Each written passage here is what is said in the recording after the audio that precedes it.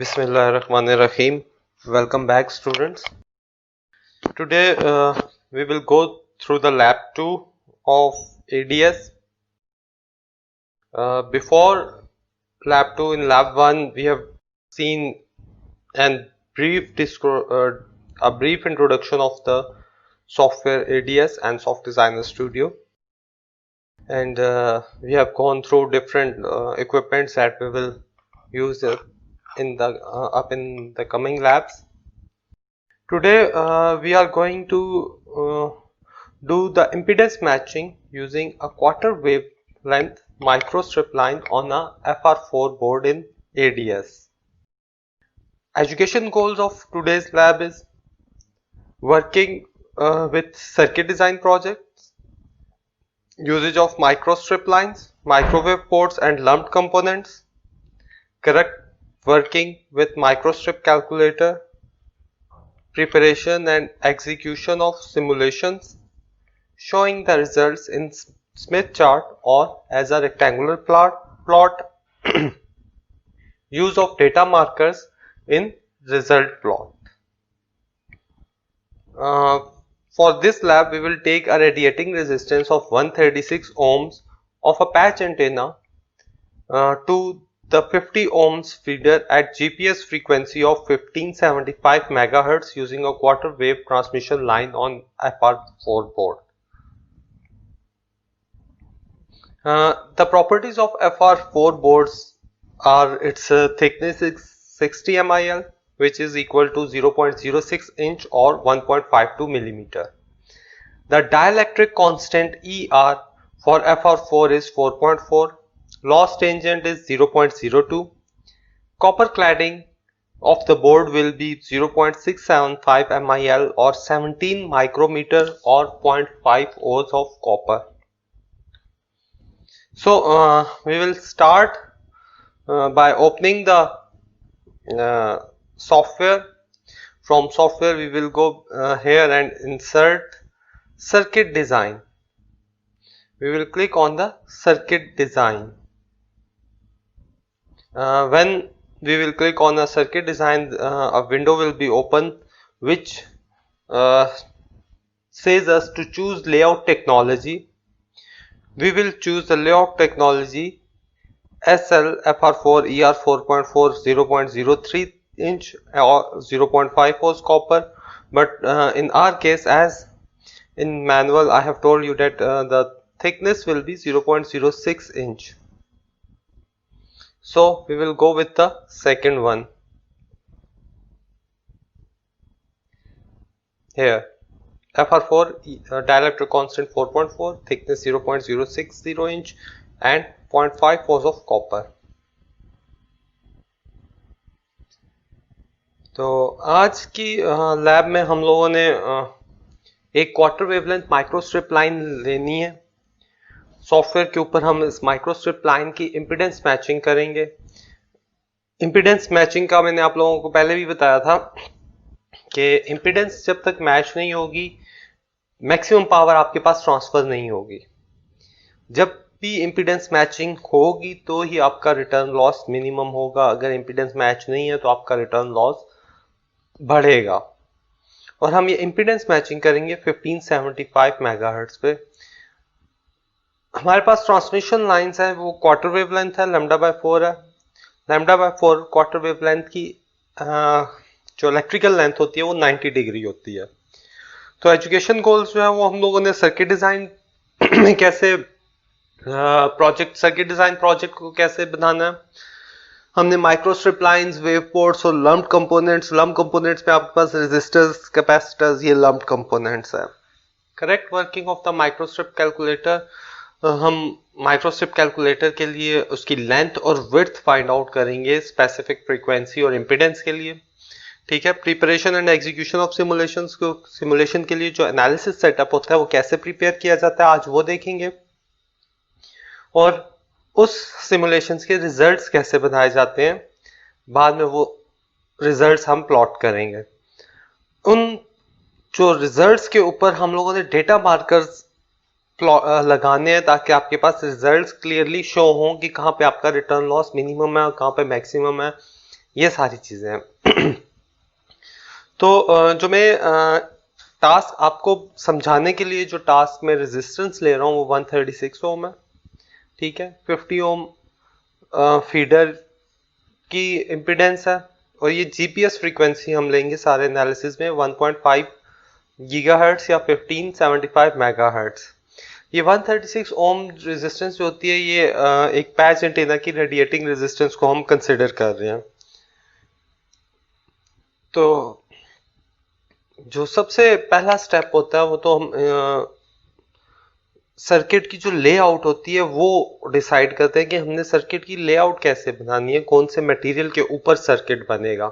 जो आपका पीसीबी होता है, प्रिंटेड सर्किट बोर्ड, वो डाइलेक्ट्रिक सबस्ट्रेट से बना होता है। वो सबस्ट्रेट ज्यादातर हमारे पास जो मार्केट में अवेलेबल है वो एक FR4 है, दूसरा रॉजर ड्यूरॉइड 5880 है।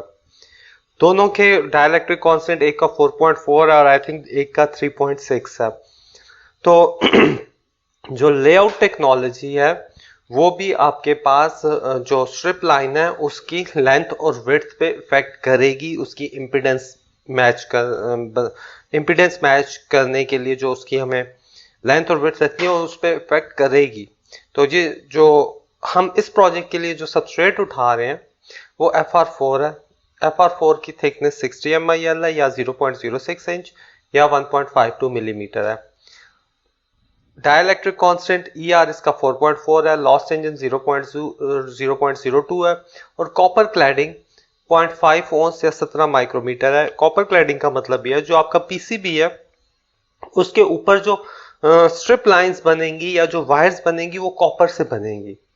उस कॉपर की थिकनेस अप एंड डाउन 0.5 ओंस है या 17 माइक्रोमीटर उसकी थिकनेस होगी, जो आप सर्किट के ऊपर जो कॉपर से काम करोगे।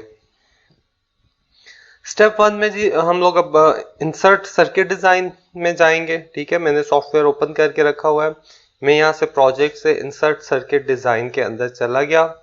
इंसर्ट सर्किट डिजाइन पे आया तो उसने मुझसे लेआउट टेक्नोलॉजी के बारे में पूछा। लेआउट टेक्नोलॉजी मैंने उसको बता दिया कि हम लोगों ने पहले ही FR4 ER 4.4 0.06 इंच और 0.5 ओंस कॉपर वाली रखनी है। तो लेआउट सेलेक्ट करने के बाद मैंने यहाँ पे इसको ओपन पे क्लिक किया, मेरे पास ये एक वाइट एरिया खुल जाएगा, ठीक है। इस वाइट एरिया में ही हम सारा काम करेंगे, ठीक है। ये फिगर 7 दी हुई है। अब स्टेप 2 में आपने ये कंफर्म कर लें कि जो आपके पास ये प्रोजेक्ट 2 के अंडर सर्किट 1 आया या प्रोजेक्ट 1 के अंडर सर्किट 1 आया, इसके साथ सारे टूल्स अवेलेबल हैं या नहीं है। ये सर्किट 1 हमने क्योंकि सर्किट डिजाइन टूल पे इंसर्ट किया, सर्किट 1 को मैं प्लस क्लिक करूंगा तो मेरे पास यहाँ पे ये एनालिसिस, ऑप्टीमेट्रिक्स, पोर्ट्स, एक्साइटेशंस, डेटा, ये सारा आ जाएगा। ये मेक श्योर कर लीजिएगा कि डेटा में ये FR4 ही है, ठीक है। FR4 अगर आप मैं इसको डबल क्लिक करूंगा तो मेरे पास ये सबस्ट्रेट में FR4 लिखा हुआ भी आ जाएगा। कॉपर क्लेडिंग आ रही है, रेजिस्टिविटी 0.675, ये सारा कॉपर क्लेडिंग है, ठीक है। और ये अब ये आप देख लें, ये डाइलेक्ट्रिक है, ये ग्राउंड भी कॉपर का होगा, ऊपर भी मेटलाइजेशन हो रही है, ठीक है। और यहाँ बीच में ये मेटलाइजेशन है कॉपर की, ये आ रही है, ये भी इसके मेरे पास बाउंड्रीज या आ रही है, ये 120 MIL या 0.06 इंच आ रहा है। सबस्ट्रेट स्ट्रिप लाइन है, ठीक है। मुख्तलिफ सबस्ट्रेट टाइप्स आपके पास यहाँ पे मिल जाएंगी। जब हम वेव गाइड या ग्राउंडेड कोप्लानर वेव गाइड के लिए यूज करेंगे तो हम नीचे आ जाएंगे। अभी हम सिर्फ माइक्रो स्ट्रिप लाइन के ऊपर है, तो मैं इसको माइक्रो स्ट्रिप लाइन के ऊपर लेके आऊंगा, ठीक है। तो ये FR4 यहाँ पे आप पिक्चर में देख रहे हो, ये माइक्रो स्ट्रिप लाइन का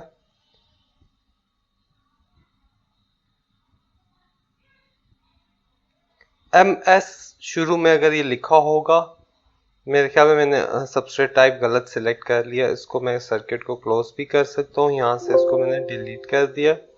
मैं दोबारा प्रोजेक्ट में गया, इंसर्ट सर्किट डिजाइन में गया, ये SL लिखा हुआ है, ये स्ट्रिप लाइन है, ठीक है।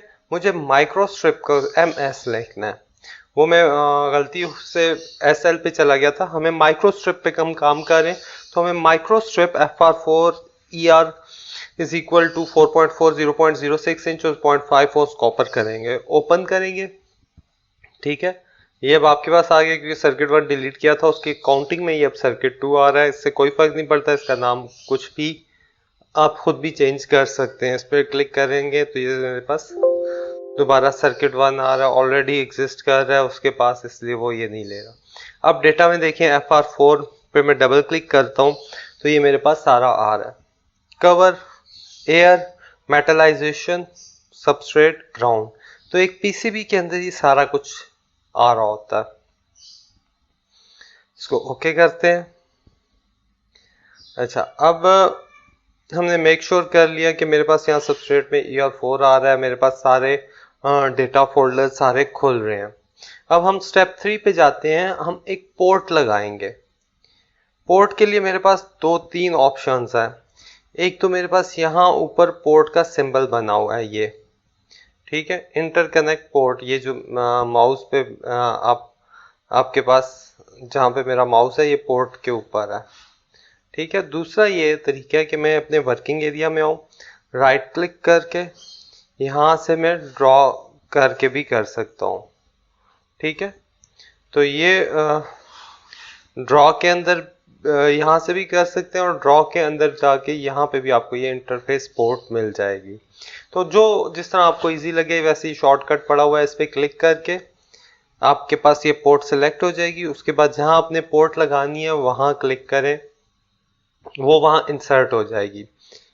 पोर्ट टूल से हटने के लिए हम एस्केप का कीबोर्ड के ऊपर प्रेस करेंगे।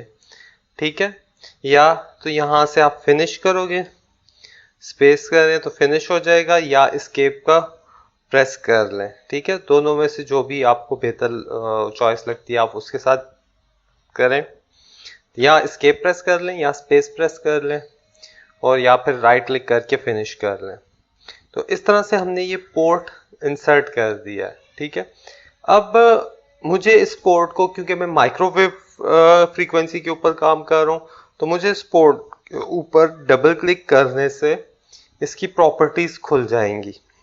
इसमें ये पोर्ट का नाम है, नंबर ऑफ पोर्ट्स 1 है, इसकी जो इम्पीडेंस है वो 50 ओम है, और ये मैंने इंटरकनेक्ट से माइक्रोवेव पोर्ट पे कर दिया है। ठीक है, कि मुझे इंटरकनेक्ट पोर्ट नहीं, मुझे एक माइक्रोवेव पोर्ट चाहिए। ठीक है, सोर्स टाइप ये पावर, तो ये ये पोर्ट पावर सप्लाई करेगी आगे मेरे जो भी कंपोनेंट्स हैं उनको। तो जैसे ही मैं ओके पे क्लिक करता हूँ तो मेरे पास ये सिंबल चेंज हो जाएगा। ठीक है, ये आप देख रहे हैं RZ 50 ओम्स इम्पीडेंस, इसकी 50 ओम्स है, इमेजिनरी वो रियल है, इमेजिनरी में 0 है। फेज कंपोनेंट इसका कुछ नहीं है क्योंकि सिंपल लीनियर नेटवर्क एनालिसिस कर रहे हैं, और P num port number is equal to 1 आ रहा है। ठीक है, तो यहाँ पे इस तरह से हम ये माइक्रोवेव पोर्ट को इंसर्ट कर देते हैं। इसके बाद हमने रेजिस्टर लगाना है, और रेजिस्टर हमारे पास लम्प्ड कंपोनेंट्स है। अब अगर आप नोट करो, ये प्रोजेक्ट लिखा हुआ है, यहाँ साथ ये कंपोनेंट्स लिखा हुआ है। हम प्रोजेक्ट से कंपोनेंट्स के ऊपर आ जाएंगे। जैसे ही मैं कंपोनेंट के ऊपर क्लिक करूंगा मेरे पास एक कंपोनेंट्स की लिस्ट खुल जाएगी, ये मुख्तलिफ फोल्डर्स हैं। इसी तरह मैं यहाँ पे ये लम्प्ड का आपको नजर आ रहा है, लम्प्ड का फोल्डर है, इस पे प्लस पे क्लिक किया है तो अब मेरे पास यहाँ पे ये general components, linear, all pass, capacitor, crystal, inductor, coupled inductors, parallel combinations, resistor, series combination, transformers, ये सारे लम्प्ड कंपोनेंट्स मेरे पास आ गए। मुझे इसमें से एक सिंपल रेजिस्टर उठाना है, तो रेजिस्टर को मैंने यहाँ से ड्रैग एंड ड्रॉप ऑप्शन के थ्रू हम रेजिस्टर अपने वर्किंग एरिया में ले आएंगे। यहाँ पे मैं इस पे क्लिक करूंगा और क्लिक करके रखूंगा, इसको ड्रैग करता हुआ लाके अपने वर्किंग एरिया में आके जैसे ही मैंने माउस से बटन उठाया, माउस के बटन से हाथ उठाया तो वो इंसर्ट हो जाएगा। तो इस तरह के प्रोसीजर को हम ड्रैग एंड ड्रॉप ऑप्शन कहते हैं। अगेन एस्केप प्रेस करेंगे तो ये आपके पास गायब हो जाएगा। अब ये 100 ओम्स का आ रहा है, इसको आप कंट्रोल R से रोटेट भी कर सकते हैं। ठीक है, कंट्रोल प्लस आर आपके पास माइक इस पे कीबोर्ड के ऊपर की से आप इसको रोटेट कर सकते हैं, या दूसरा तरीका आपके पास राइट क्लिक करेंगे तो रोटेट की ऑप्शन आ जाएगी। ठीक है, रोटेट है, फ्लिप है, फ्लिप वर्टिकल है। ठीक है, तो इस तरह से आपके पास मल्टीपल ऑप्शंस आपको नजर आ जाएंगी। तो ये मैंने 100 ओम्स का रेजिस्टर लगा लिया। रेजिस्टर लगाने के बाद जो नेक्स्ट हमारा है स्टेप 4 के अंदर जो नेक्स्ट काम हमने करना है, हमने इस रेजिस्टर की वैल्यू को 136 ओम पे लेके जाना है। ठीक है, और इसके साथ ग्राउंड अटैच करना है। मुझे इस तरह से 136 ओम रेजिस्टर के साथ भी ग्राउंड करना है, इसका एक एंड ग्राउंड करना है ताकि सर्किट मेरे पास एक एंड से कंप्लीट हो, दूसरे एंड पे मैंने पोर्ट से इसको कनेक्ट करना है, बीच में मेरे पास माइक्रोस्ट्रिप ट्रांसमिशन लाइन आएगी। तो इस रेजिस्टर के ऊपर हम डबल क्लिक करेंगे, यहाँ रेजिस्टर की ये वैल्यू आ रही है। ठीक है, यहाँ पे मैं इसको 136 क्लिक करता हूँ। ठीक है, और यूनिट मेरे पास यहाँ पे FPNU ये MK आ रहे हैं। ठीक है, तो यहाँ पे मैं यूनिट में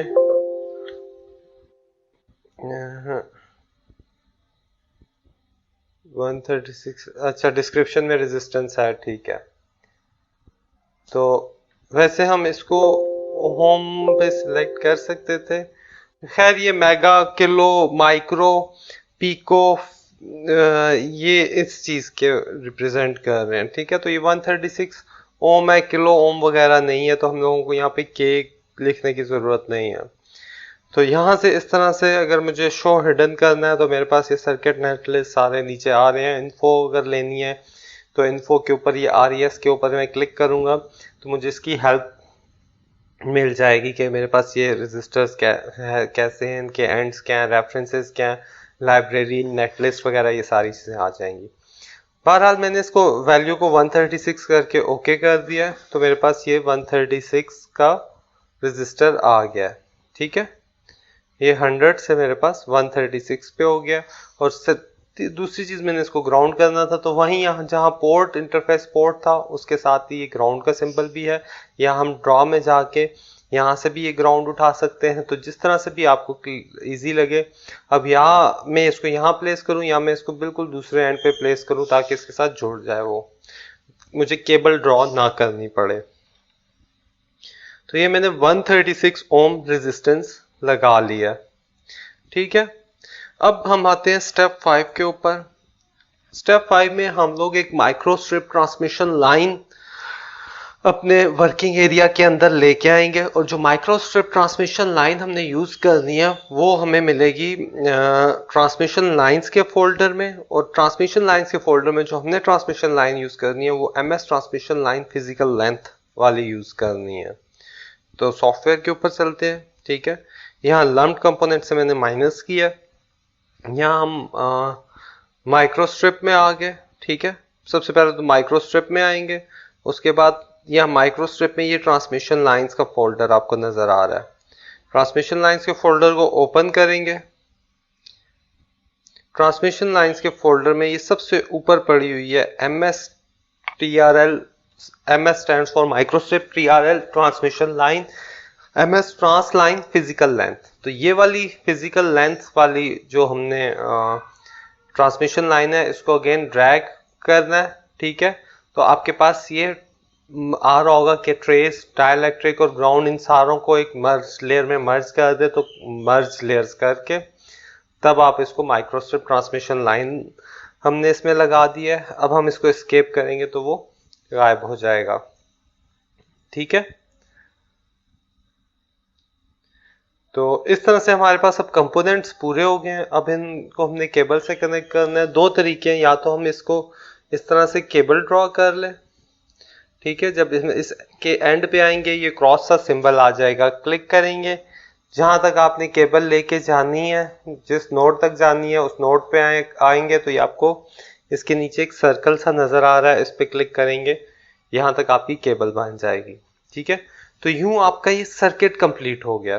ठीक है, either you use the wire functions to do it or move or drag and drop options, दोनों options आप कर सकते हो। आगे हम इसके जैसे जैसे हम सॉफ्टवेयर को यूज करेंगे आपको अंदाजा होता जाएगा कि जिस तरह रजिस्टर मैंने जोड़ा था, ठीक है, ड्रैग एंड ड्रॉप ऑप्शन है, रजिस्टर जोड़ के अब उसको मैं बड़ा करता जाऊंगा तो वो कनेक्टेड है, वो केबल ऑटोमेटिकली उसकी इंसर्ट होती जाएगी। अब हमें सर्किट हमारे पास कंप्लीट हो गया, ठीक है। स्टेप 6 पे आते हैं, ठीक है। स्टेप 6 पे आते हैं कि हमें इस ट्रांसमिशन लाइन की प्रॉपर्टीज को ओपन करना है। मैं जैसे ही इस पे डबल क्लिक करूंगा ट्रांसमिशन लाइन पे, मेरे पास इसकी ये प्रॉपर्टीज हो जाएंगी। इसकी फिलहाल विड्थ, फिजिकल लेंथ, सबस्ट्रेट में आप FR4 है, ट्रांसमिशन लाइन TRL है, ये सारी चीजें आपके पास आ रही हैं। TRL ट्रांसमिशन लाइन प्रॉपर्टीज के लिए होता है। अगर मुझे इसके बारे में मजीद हेल्प लेनी है इस ट्रांसमिशन लाइन के बारे में, तो ये इन्फो में MSTRL लिखा हुआ है। मैं जैसे ही इस बटन के ऊपर क्लिक करूंगा मेरे पास ये ट्रांसमिशन लाइन की हेल्प आ जाएगी कि इसमें W कंडक्टर विड्थ आ रही है। ये जो ऊपर आप, ये नीचे सबस्ट्रेट है, ग्राउंड लेयर है, ठीक है। इस सबस्ट्रेट के ऊपर ये ट्रांसमिशन लाइन है, W इसकी विड्थ होती है, P इसकी फिजिकल लेंथ है, ठीक है। और नेट लिस्ट अगर आपको चाहिए तो नेट लिस्ट इसकी इस तरह से बनेगी, नीचे नेट लिस्ट की एग्जांपल्स हैं। तो इस तरह से हम इस ट्रांसमिशन लाइन के बारे की इन्फो ले सकते हैं। अब स्टेप 6 की तरफ मूव करते हैं। स्टेप 6 में हम लोगों को ट्रांसमिशन लाइन कैलकुलेटर को ओपन करना है, ठीक है। ट्रांसमिशन लाइन कैलकुलेटर के लिए जो TRL के आगे बटन है, इस TRL बटन पे आप क्लिक करोगे, आपके पास ये ट्रांसमिशन लाइन कैलकुलेटर ओपन हो जाएगा। अब क्वार्टर वेवलेंथ है, ठीक है। तो क्वार्टर वेवलेंथ की इलेक्ट्रिकल लेंथ 90 होती है। फ्रीक्वेंसी हम 15, अब यहाँ पे गीगाहर्ट्ज है तो 1575 फ्रीक्वेंसी का यूनिट गीगाहर्ट्ज है, मैं मेगाहर्ट्ज में करता हूँ, ठीक है। 90 इम्पीडेंस 50 ओम है, इलेक्ट्रिकल लेंथ डिग्री में है, ये यूनिट्स हैं। डायमेंशन जो यहाँ पे आपके पास आएंगी वो मिलीमीटर में है। तो ये हमने फ्रीक्वेंसी दे दी है। अब ये Z0 हम कैसे कैलकुलेट करेंगे? Z0 के लिए हमारे पास जो फॉर्मूला है वो ये है, 50 ओम पोर्ट की इम्पीडेंस है मल्टीप्लाई बाय 136 ओम रेजिस्टर की रेजिस्टेंस है, ठीक है। इनको मल्टीप्लाई करके अगर मैं इनका अंडर रूट लूं तो मेरे पास 82.46 आता है, ठीक है। तो इसका मतलब है कि इस सर्किट की इम्पीडेंस हमारे पास 82.46 है। किस तरह? 136 इम्पीडेंस ये रेजिस्टर की आ गई है, 50 ओम इम्पीडेंस मेरे पास इस पोर्ट की आ गई है। मैंने 136 को 50 से मल्टीप्लाई किया और उसका अंडर रूट लिया, ठीक है। अगर मेरे पास रेजिस्टर वैल्यू चेंज होगी तो इम्पीडेंस अल्टीमेटली चेंज होती जाएगी। तो ये अब 82.46 है, Z0 में मैंने 82.46 लिख दिया, ठीक है। 82.46 लिखने के बाद मैंने ये सिंथेसिस का बटन दबाना है। इलेक्ट्रिकल लेंथ 90 है, 1575 है, अगले मैनुअल में भी ये चीजें लिखी हुई हैं। Z0 इनपुट करने के बाद 90 डिग्री आपने देनी है, क्योंकि क्वार्टर वेवलेंथ की इलेक्ट्रिकल लेंथ 90 डिग्री होती है। ऑपरेटिंग फ्रीक्वेंसी जो है वो 1575 हमने दे दी है, या 1.575 गीगाहर्ट्ज या 1575 मेगाहर्ट्ज रख के। उसके बाद हमने ये सारी चीजें एंटर करने के बाद सिंथेसिस का बटन दबाना, जैसे ही मैं दबाऊंगा मेरे पास यहाँ पे W और P में ये जो ट्रांसमिशन लाइन कैलकुलेटर है ये खुद इस ट्रांसमिशन लाइन की विड्थ और फिजिकल लेंथ फाइंड आउट कर लेगा, ठीक है। जैसे ही मैंने ये सिंथेसिस का बटन दबाया तो मेरे पास ये W और P चेंज हो गए हैं। 1.07229 इसकी विड्थ है और P इसकी 27.0653 आ रही है, तो जो बिल्कुल करेक्ट आ रहे हैं। तो ये W और P लाने के बाद मैंने इसको ओके पे क्लिक करना है। तो मेरे पास यहाँ पे आप W और P की वैल्यू को वेरीफाई कर लें कि ये चेंज हो गई हैं, ठीक है, मिलीमीटर में आ रही है कंडक्टर विड्थ और फिजिकल लेंथ, और इसको ओके पे क्लिक करें। तो अब आप देख रहे हो कि ये आपके पास W जो ड्रॉ एरिया जहाँ पहले W1 और P10 लिखा हुआ आ रहा था, वहाँ 1 और 27.0653 आ रही है। ये वैल्यूज हम लोगों ने ट्रांसमिशन लाइन कैलकुलेटर से निकाली हैं। ठीक है, ये हमने अब वापस हमने इसका एनालिसिस करना है। इसका एनालिसिस करने के लिए इस कंपोनेंट से वापस हमें इस प्रोजेक्ट वाले टैब में आना पड़ेगा। ठीक है, ये कंपोनेंट के टैब से मैं वापस प्रोजेक्ट वाले टैब में आया हूँ। अब आप यहाँ पे देखो, मेरे पास ये पोर्ट के अंदर पोर्ट 1 आ रही है, सर्किट बना हुआ है। मुझे इसका एनालिसिस रन करने से पहले एनालिसिस को डिफाइन करना है, तो मैं एनालिसिस पे क्लिक करूंगा। ठीक है, यहाँ पे राइट क्लिक करके यहाँ ऐड सोल्यूशन सेटअप, ठीक है, मेरे पास ये ऐड सोल्यूशन सेटअप यहाँ से भी आता है और ऊपर यहाँ की ये इधर भी आ रहा है। ठीक है, ऐड सोल्यूशन सेटअप, तो आपकी मर्जी, आप इधर से करो या इधर से करो, जिस तरह आपको इजी लगे।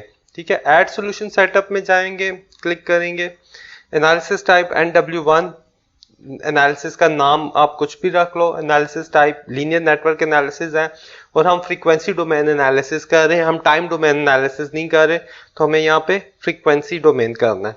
अगर इन केस आपको स्टेडी स्टेट एनालिसिस करना है तो फिर हम स्टेट टाइम या state pulse carrier time domain में भी जा सकते हैं, मगर फिलहाल हम फ्रीक्वेंसी डोमेन एनालिसिस में इंटरेस्टेड हैं। तो यहाँ मैंने फ्रीक्वेंसी डोमेन एनालिसिस रखा है, यहाँ लीनियर नेटवर्क एनालिसिस रखा है और यहाँ पे मेरे पास एनालिसिस का नाम आ गया नेटवर्क एनालिसिस 1। आप कोई भी इसका नाम यहाँ पे रख सकते हो, इससे कोई फर्क नहीं पड़ता, नाम कुछ भी हो सकता है। अब मैं नेक्स्ट पे क्लिक करूंगा तो मेरे पास एक विंडो ओपन हो रही है। यहाँ पे मुझे फ्रीक्वेंसी स्वीप डिफाइन करना है। मैं इस F के ऊपर क्लिक करूंगा। ठीक है, F के ऊपर, और मैं इधर एडिट पे चला जाऊंगा। अब फ्रीक्वेंसी स्वीप वो स्पेक्ट्रम है जिसके अंदर पूरा एनालिसिस होगा कि आपका फ्रीक्वेंसी स्वीप में स्टार्टिंग फ्रीक्वेंसी कौन सी होगी, एंडिंग फ्रीक्वेंसी कौन सी होगी, यानी आप किस फ्रीक्वेंसी से लेके किस फ्रीक्वेंसी तक का एनालिसिस कर रहे हो। ठीक है, तो उसके लिए मेरे पास जो है स्टार्टिंग फ्रीक्वेंसी लीनियर स्टेप है, तो सबसे पहले स्टार्टिंग फ्रीक्वेंसी 0 गीगाहर्ट्ज है, 5 गीगाहर्ट्ज तक मैं स्टॉप कर रहा हूं, और जो मेरे पास 0 से 5 के बीच में स्टेप्स बन रहे हैं वो काउंट्स हैं या लीनियर स्टेप है, तो मैं लीनियर स्टेप दे रहा हूं 0.05 गीगाहर्ट्ज का या 5 मेगाहर्ट्ज का। तो मेरे पास 5 मेगाहर्ट्ज का स्टेप होगा। ठीक है, यहाँ पे लीनियर स्टेप है 0, 5 और 0.05। ये मैंने वैल्यूज एंटर करके मैंने इधर ऐड कर दिया। अब हो क्या रहा है, 0 से फ्रीक्वेंसी से स्टार्ट होगा, next 0.05 5 megahertz, 10 megahertz, 15 megahertz up to so on. तो ये जो हम मैटलैब में 0, 1, 10 करते होते थे, ये वही चीज है। हम 0.05 का स्टेप ले रहे हैं और 5 तक जा रहे हैं। स्टार्ट हम 0 से कर रहे हैं। इसको मैंने एनालिसिस को यहाँ पे ऐड करके ओके कर दिया। ठीक है, अब मैं इसको फिनिश कर दूंगा। तो ये मेरे पास आप ये देखो एनालिसिस के अंदर ये NW1 आ गया है। ठीक है, तो ये एनालिसिस के अंदर NW1 आ गया। अब इसको हमने एनालाइज करवाना है। एनालाइज करने के अगेन दो तरीकों से हो सकता है। एक तो ये मैं ये राइट क्लिक करके यहाँ पे ये एनालाइज करूंगा। मेरे पास ये एनालिसिस विंडो में, ये प्रोग्रेस विंडो में, क्योंकि छोटा सा सर्किट है, जल्दी जल्दी एनालाइज हो गया। इस पे मैं मैसेज मैनेजर पे क्लिक करूं तो analysis of NW1 of circuit 2 is successfully completed. अगर कोई एरर हुआ तो यहाँ पे मेरे पास एरर आ जाता है, लिखा हुआ आ जाता है। ठीक है, एक ये है। दूसरा, हम यहाँ से भी इसको एनालिसिस को कर सकते हैं। यहाँ पे भी मेरे पास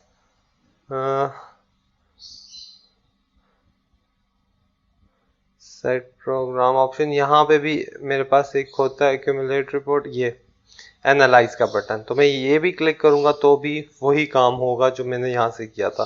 तो दोनों यहाँ से क्लिक करें या यहाँ से उसको एनालाइज कर लें, आपकी मर्जी है। एनालिसिस कंप्लीट करने के बाद जो नेक्स्ट स्टेप होता है वो रिपोर्ट्स जनरेशन का होता है, कि अब इस एनालिसिस से हमने रिपोर्ट जनरेट करनी है। तो मेरे पास एक सिंगल पोर्ट नेटवर्क है। सिंगल पोर्ट नेटवर्क में S11 होगा और S11 उसका रिटर्न लॉस ही होगा। ठीक है, तो मैं रिपोर्ट्स पे राइट क्लिक करूंगा। ठीक है, या क्रिएट रिपोर्ट के ऊपर मैंने लेफ्ट क्लिक किया, रिपोर्ट टाइप मेरे पास स्टैंडर्ड है, डिस्प्ले टाइप रेक्टेंगुलर है। ठीक है, अभी हम रेक्टेंगुलर प्लॉट को, रेक्टेंगुलर रिपोर्ट्स को देख रहे हैं। मैंने इस पे ओके क्लिक किया। ठीक है, मुझे एस पैरामीटर के अगेंस्ट देखनी है रिपोर्ट S11 और फंक्शन मेरे पास db है। इधर मैंने यहाँ ऐड ट्रेस पे क्लिक करना है, तो मेरे पास ये ट्रेस इस रिपोर्ट में ऐड हो गया कि एक्स एक्सिस के ऊपर मेरे पास फ्रीक्वेंसीज हैं, वाई एक्सिस के ऊपर S11 की डीबीज में S11 की वैल्यूज हैं। जैसे ही मैं ये डन पे क्लिक करूंगा मेरे पास एक रिपोर्ट आ जाएगी बनी हुई सामने। तो ये रिपोर्ट आप देख रहे हैं आपके पास आ रही है, जो आपको ये बता रही है कि जी कि इन फ्रीक्वेंसीज पे आपके पास रिटर्न लॉस मिनिमम है, बाकी फ्रीक्वेंसीज पे आपके पास रिटर्न लॉस बढ़ रहा है। तो जिस पे रिटर्न लॉस सबसे कम होगा उस वैल्यू पे आपकी मैचिंग, इंपेडेंस मैचिंग परफेक्टली होगी। ठीक है, इसमें मैं राइट क्लिक करके जूम इन भी कर सकता हूँ कि मेरे पास ये वाला एरिया जूम इन हो जाए। तो आप ये देख रहे हो कि ये 1 पॉइंट यहाँ पे आपको एक्स वाई की वैल्यू और उसकी डीबी लेवल्स भी नजर आ रहे होंगे साथ साथ। तो ये अगर मैं माउस को यहाँ पे लेके जाऊं तो ये 1.575 की हमने फ्रीक्वेंसी दी थी, तो इसके ऊपर मेरे पास रिटर्न लॉस कम मिनिमम आ रहा है। तो जो मिनिमम पॉइंट है वो मेरे पास ऑपरेटिंग फ्रीक्वेंसीज के अंदर है। इसका मतलब है कि इसकी मैचिंग बिल्कुल परफेक्ट हुई हुई है। ठीक है, फिट ऑल, तो जूम आउट हो गया, राइट क्लिक करके फिट ऑल किया तो जूम आउट हो गया। ठीक है, अब इसके बाद हमने डेटा मार्कर्स लगाने हैं। मैं राइट क्लिक करूंगा, यहाँ पे आपको ये डेटा मार्कर की ऑप्शन मिल रही है, डेटा मार्कर पे मैं क्लिक करूंगा। डेटा मार्कर पे मैंने जैसे ही क्लिक किया तो मेरे पास कर्व का कलर चेंज हो गया। ठीक है, अब जहां पे मुझे मार्कर को इंसर्ट करना है, ठीक है, 1.58 के ऊपर है इस वक्त, मुझे 1.57 के ऊपर देखना है। ठीक है, तो -37.44, या तो मैं इस पे क्लिक करूंगा तो भी ये इंसर्ट हो जाएगा, या मैं इस पे टी या डी की प्रेस करनी पड़ती है। ठीक है, तो भी ये हो जाता है, टी प्रेस करना पड़ता है, टैग टी प्रेस करेंगे तो भी आपके पास टैग आ जाएगा। ये 1.57 पे 1.55 गीगाहर्ट्ज के ऊपर ये आ रहा है, मैंने टैग लगा दिया। दूसरा टैग मैं मैक्सिमम के ऊपर भी जा रहा हूँ, और बल्कि यहाँ पे दूसरा टैग लगा देते हैं। टी प्रेस करूंगा तो मेरे पास ये दूसरा टैग लग गया 1.60 पे। ठीक है, तो ये मैं इस तरह डेटा मार्कर्स में टैग लगा सकता हूँ। मैक्सिमम और नेक्स्ट मिनिमम के ऊपर भी चले जाते हैं। चले, मैक्सिमम के ऊपर ये टैग आ रहा है और नेक्स्ट मिनिमम के ऊपर ये टैग आ रहा है। तो डेटा मार्कर से मैंने इस तरह से ये टैग्स लगा लिए। अब डेटा मार्कर से मुझे एग्जिट करना है, मैंने राइट क्लिक किया, एग्जिट मार्कर मोड पे क्लिक किया तो मेरे पास ये एग्जिट हो गया डेटा मार्कर मोड, और मेरे पास ये टैग्स लगे हुए आ गए कि मेरे पास ऊपर फ्रीक्वेंसी आ रही है, नीचे उसकी वैल्यू आ रही है। ठीक है, बिलो 30 dBs आपके पास रिटर्न लॉस एक्सेप्टेबल होता है। 30 dB से कम का रिटर्न लॉस एक्सेप्टेबल नहीं होता। ठीक है, 40-45 dB तक भी हम लोग जाते हैं बाज एप्लीकेशंस में, जहाँ सर्किट्स बड़े होते हैं, वहाँ पे मैचिंग और भी अच्छी हो सकती है, वहाँ पे आपके पास रिटर्न लॉस और भी कम आता है। फिलहाल हम सिंगल पोर्ट पे हैं, डबल पोर्ट पे नहीं है, तो हमारे पास ये 36.49 का तकरीबन रिटर्न लॉस आ रहा है, जो कि एक्सेप्टेबल है। ठीक है, टैगिंग के बाद अब हम स्मिथ चार्ट के ऊपर जाते हैं कि अभी मुझे इसी सर्किट का स्मिथ चार्ट बनाना है। मैं सर्किट 2 के ऊपर डबल क्लिक करूंगा, मेरे पास वापस ये सर्किट आ रहा है। तो ये रिपोर्ट्स के अंदर एक XY प्लॉट है। मैं इस रिजल्ट के ऊपर जाके राइट क्लिक करके अगेन क्रिएट रिपोर्ट पे जाऊंगा। स्टैंडर्ड चार्ट चाहिए, रेक्टेंगुलर प्लॉट की जगह अब मैं स्मिथ चार्ट रखूंगा। डिस्प्ले टाइप मेरे पास स्मिथ चार्ट आ गया, ओके पे क्लिक किया। ठीक है, S parameter S11 function Smith में नन रखना है, ऐड ट्रेस पे क्लिक करें, डन कर दें। इसमें मुझे डीबीज में नहीं चाहिए होता। तो ये मेरे पास एक एस पैरामीटर्स का स्मिथ चार्ट के ऊपर एस पैरामीटर्स मेरे पास मैप होके आ रहे हैं। ठीक है, ये अगर इसको मुझे जूम इन करना है, अगेन जूम इन करके मैं इसको देख सकता हूँ, तो ये मेरे पास इसकी मैचिंग 1 से इस तरफ है, तो ये मैच है। अगर ये 1 से उस तरफ जाता तो मेरे पास ये मैच ना होता। स्मिथ चार्ट के ऊपर इंशाल्लाह डिटेल्ड लेक्चर्स आपके आएंगे कि स्मिथ चार्ट आप कैसे यूज करते हो VSWR देखने के लिए। ठीक है, तो इस पूरे में आप देखें VSWR कहीं भी 3 से ऊपर नहीं जा रही है, और 1 के ऊपर आपके पास परफेक्टली मैच्ड होता है। मैंने आपको क्लास में ये बताया था कि जब VSWR आपके पास 1 के आसपास आ रही हो तो परफेक्टली मैच है, 2 के आसपास एक्सेप्टेबल है, अबव 3 जो है वो गड़बड़ होती है कि 3 से ऊपर नहीं होनी चाहिए। तो 1 और 2 के बीच में ठीक है, एक्सेप्टेबल है, 2.5 तक आ रही है। हम लोगों ने 1.9 तक की VSWR देखी थी कि हम कैसे वेव गाइड की निकाल सकते हैं। तो अब वापस हम इसको फिट ऑल करते हैं, तो वापस हमारे पास फुल चार्ट आ रहा है। सर्किट 2 के ऊपर डबल क्लिक करें तो दोबारा आप सर्किट के ऊपर आ जाएंगे। ये FR4 सबस्ट्रेट है, पोर्ट्स हैं, सिंगल पोर्ट नेटवर्क है, एनालिसिस है, उसके बाद ये रिजल्ट्स हैं। ठीक है, तो यहाँ पे आज का जो हमारा अल्टीमेट गोल था वो कंप्लीट हो गया। हम इस पे भी मार्कर इंसर्ट कर सकते हैं, टैग्स लगा सकते हैं। ठीक है, अब जो लैब टास्क है जो आपने करना है, जो लैब टास्क आप लोगों ने परफॉर्म करना है वो ये करना है कि एडीएस में जो रजिस्टर है उसकी वैल्यू आपने चेंज करनी है। उस रजिस्टर की वैल्यू आपने, जो आपका रजिस्ट्रेशन नंबर है उतने ओम्स का होना चाहिए। ठीक है, जिनका रजिस्ट्रेशन नंबर बिल्कुल इनिशियल है वो उसमें 100 ऐड कर लें, बल्कि आप सब 100 ऐड कर लें। आपका जो रजिस्ट्रेशन नंबर जिसका 156 है वो 256 हो जाएगा। ठीक है, जिसका 1 है उसका 100 हो जाएगा, जिसका 2 है वो 102 हो जाएगा, जिसका 3 है वो 103 ओम्स हो जाएगा।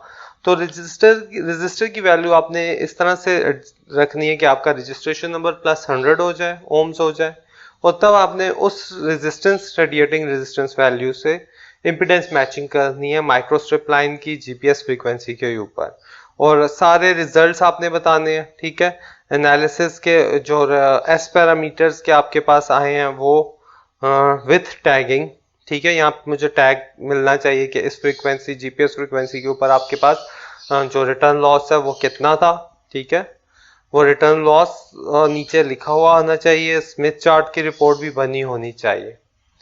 तो आज की लैब के लिए इतना ही है। इंशाल्लाह नेक्स्ट लैब में फिर हम इससे आगे देखेंगे कि हम कैसे एडीएस में ग्राउंडेड कोप्लानर वेवगाइड्स को कैसे बना सकते हैं, माइक्रोस्ट्रिप वेवगाइड्स को हम कैसे यूज कर सकते हैं। ठीक है, तो इंशाल्लाह फिर उस पे बात करेंगे। आज के लिए इतना ही है। नेक्स्ट जब भी हमारा क्वेश्चन आंसर का सेशन होगा, अगर आपका कोई क्वेश्चन हुआ तो मैं उसमें इंशाल्लाह आपकी क्यूरी क्लियर कर दूंगा। और तब तक के लिए अपना ख्याल रखिएगा। अल्लाह हाफिज।